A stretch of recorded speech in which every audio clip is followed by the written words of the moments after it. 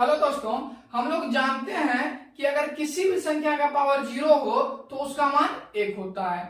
जैसे 5 का power zero लेंगे उसका भी मान एक होगा, 25 का पावर जीरो लेंगे उसका भी मान एक होगा, -10 का पावर जीरो लेंगे उसका भी मान एक होगा, √2 का पावर जीरो लेंगे उसका भी मान एक होगा। मतलब चाहे कोई भी संख्या ले उसका मान अगर पावर जीरो है तो उसका मान हमेशा क्या होगा, एक होगा। चाहे 1/√2 का ही पावर जीरो क्यों ना हो उसका भी मान क्या होगा, 1 होगा। लेकिन हाँ, जीरो पर पावर जीरो का मान 1 नहीं होता है, ये याद रखना है।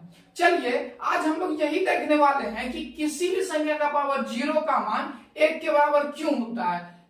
लेकिन उससे पहले एक बेसिक सा चीज है, हम लोग समझ लेते हैं, तो ध्यान दीजिएगा। अगर बेस सेम हो और बीच में भागा का संबंध हो तो पावर घट जाता है, ये हम लोग जानते हैं। यह ए देखिए, यह बेस है और यह पावर हुआ, इस एम को बोलेंगे पावर, और यह ए जो है बेस हुआ, मतलब आधार हुआ। दोनों का बेस ए है, बीच में भागा का संबंध, यह बट्टे का मतलब भागा ही होता है, भाग का संबंध है, तो यह पावर क्या होगा, घट जाएगा। बेस वैसे ही रहता है और यह पावर क्या होता है, तो पावर घट जाता है, मतलब m-n हो जाएगा। जैसे अगर 10 का पावर 5 और बट्टा 10 का पावर 2 है तो इन दोनों का बेस तो सेम है लेकिन बीच में भाग का संबंध है, तो पावर क्या होगा, घट जाएगा। 10 पर पावर 5 माइनस क्या हो जाएगा, 2 हो जाएगा। ठीक इसी प्रकार जैसे 5 का पावर 7 बट्टा 5 का पावर 3 है, इसमें भी यह क्या होगा, तो पावर घट जाएगा, 7 माइनस 2 हो जाएगा।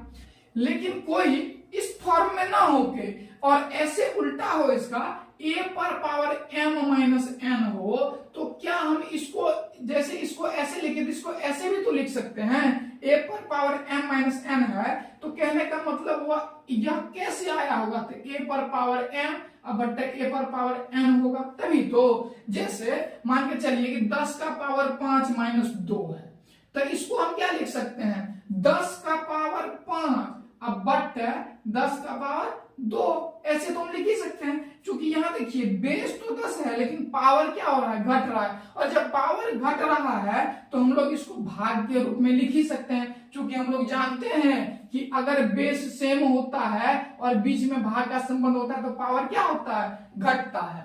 अब चलिए हम लोग देखते हैं कि किसी भी संख्या का पावर 1 क्यों होता है। ध्यान दीजिएगा, जैसे कोई संख्या लेके ही हम लोग चलते हैं, 10 का ही पावर 0 ले लेते हैं, इसका भी मान क्या होगा, 1 होगा। हम a का पावर 0 का मान 1 रख के भी प्रूव कर सकते हैं, लेकिन चलिए संख्या से थोड़ा आसान लगेगा समझने में, तो इसीलिए इसी से समझते हैं। तो यह 10 का पावर 0 का मान क्या है, 1 प्रूव करना है। एक बात बताइए, यह 0 जो है, यह 0 कैसे आता है।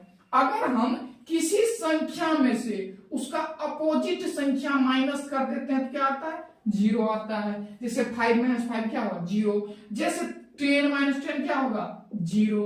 जैसे कोई भी चीज ले लेंगे, अगर सेम चीज को घटाएंगे क्या होगा, 0 होगा। जैसे m - m लेंगे तो यह भी क्या होगा, 0 होगा। तो 0 के जगह हम कुछ भी लिख सकते हैं या नहीं, 0 के जगह हम 5 - 5, 10 - 10, m - m, n - n, a - कुछ भी लिख सकते हैं। तो यहां चलिए हम 0 के जगह कुछ भी ले लेते हैं। जैसे संख्याएं चलिए कोई ले लेते हैं, चलिए 3 ले लेते हैं, तो यहां हम क्या लिख सकते हैं, 3 - 3 लिख सकते हैं। अब अगर यहां देखिए 10 पर पावर 3 - 3 है तो इसको हम बट्टे के रूप में लिख सकते हैं या नहीं। जैसे यहां पर a पर पावर m-n है तो a पर पावर m बट्टे a पर पावर n लिख सकते हैं। ठीक इसी प्रकार से इसको हम 10 पर पावर 3 और बट्टा 10 का पावर क्या लिख सकते हैं, 3 लिख सकते हैं। अब जाने वाले का आज तक कोई रोका नहीं है, दोनों कट गया तो इसका मान क्या हो गया, 1 हो गया। इसी प्रकार यहाँ a का पावर 0 लेके भी आप देखिएगा, ठीक इसी प्रकार से आएगा। तो इसी प्रकार से हम बोल सकते हैं कि अगर किसी भी संख्या का पावर 0 हो तो उसका मान हमेशा और हमेशा क्या निकलेगा, 1 निकलेगा, बस 0 पर पावर 0 छोड़ करके। और ये इनको प्रूव करना था।